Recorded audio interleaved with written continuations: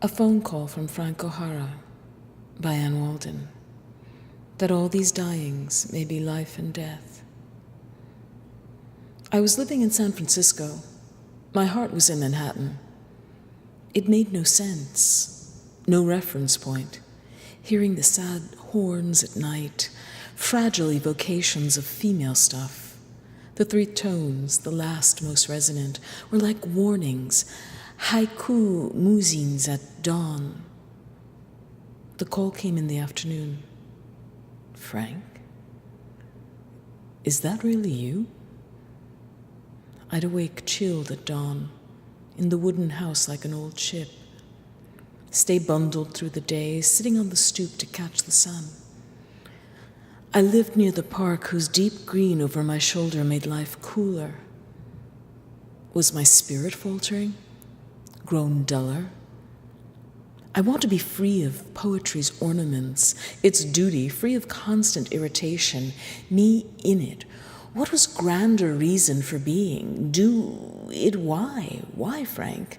To make the energies dance, etc.? My coat a cape of horrors. I'd walk through town or impending earthquake. Was that it?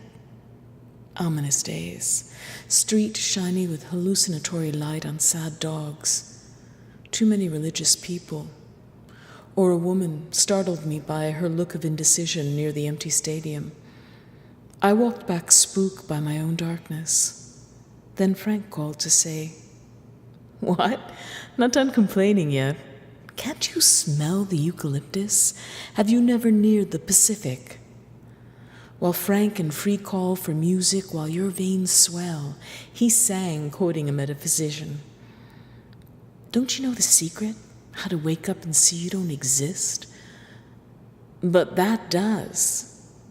Don't you see phenomena is so much more important than this? I always loved that. Always, I cried, wanting to believe him. Yes. But say more. How can you if it's sad and dead? But that's just it. If. It isn't. It doesn't want to be. Do you want to be? He was warming to his song. Of course, I don't have to put up with as much as you do these days, these years, but I do miss the color, the architecture, the talk. You know, it was the life. And dying is such an insult. After all, I was in love with breath, and I loved embracing those others, the lovers, with my body. He sighed and laughed. He wasn't quite as I remembered him. Not less generous, but more abstract. Did he even have a voice now? I wondered.